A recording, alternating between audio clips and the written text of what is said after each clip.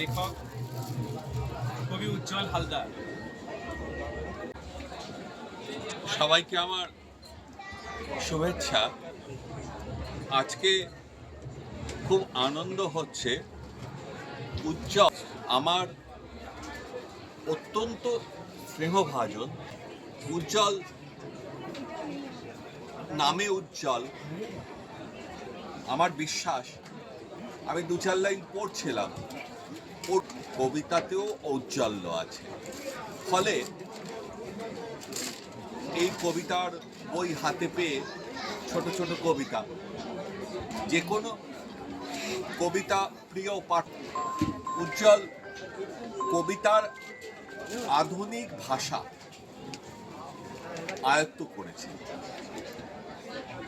ভাষার আধুনিকতা, প্রকাশভঙ্গির আধুনিকতা, বিষয় ভাবনার আধুনিকতা।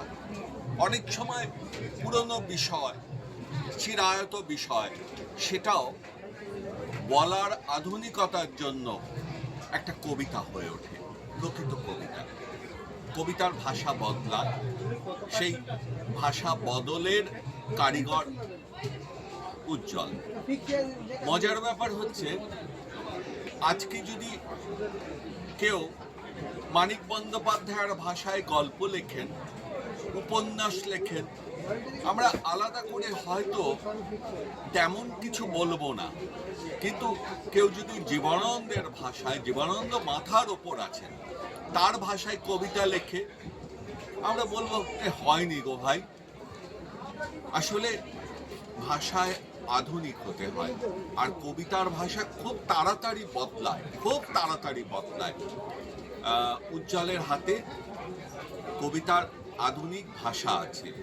ফলে ওর কবিতা আমাদের আপ্লুত করবে, আমাদের আনন্দ দেবে, আমাদের ছুঁয়ে যাবে। এ ব্যাপারে আমি আগে ভাগেই নিশ্চিত হয়ে আছি, কারণ ওর কবিতা আমি আগে পড়েছি। আর এটা ওর দ্বিতীয় বই। আগামী দিনে ও আরো আরো কবিতা লিখবে, কবিতার সঙ্গে সঙ্গে গদ্যের চর্চা করবে, আরো আরো বই বেরোবে। ওর প্রতি আমার সমর্থন রইল, ভালোবাসা রইল। ও এগিয়ে যাক, সামনে প্রসারিত পথ। ওর মাস্টারমশাই অবশেষ দাস, তিনিও কবি, তিনি আজকে আসতে পারেননি। এলে উজ্জ্বলের মুখ আরো উজ্জ্বল হয়ে উঠত, এ ব্যাপারে আমি নিশ্চিত।